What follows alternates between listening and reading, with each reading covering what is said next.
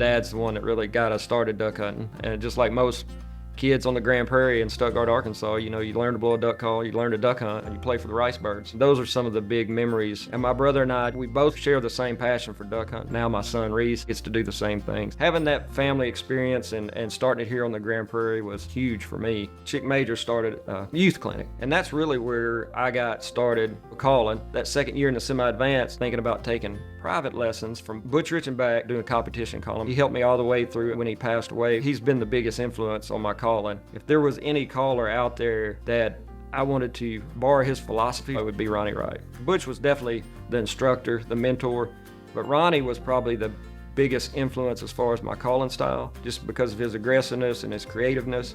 Johnny's a unique individual.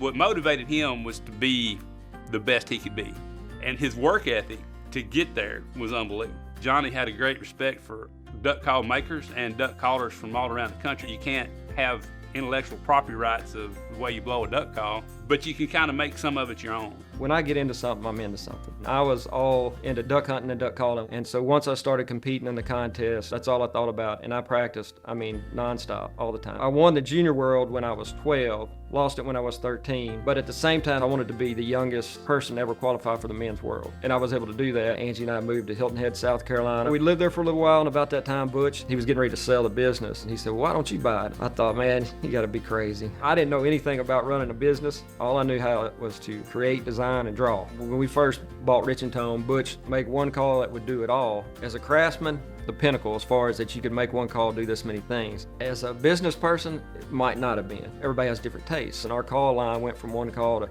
probably 12 different call models in just a few years. And so we thought if we developed a different line and called it Quackhead, maybe by RNT, but what it did was gave the entry-level guy a stepping stone to maybe get to RNT. Part of what made John such a good caller was his creativity in putting a routine together.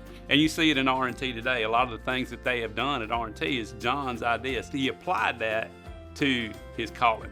I think John's legacy would be, one, his work ethic in contest calling, the effort he put into practicing. He enjoys the sport and the outdoors, and he likes being a part of that. And I think the legacy would be carrying on the tradition of duck call making in Arkansas.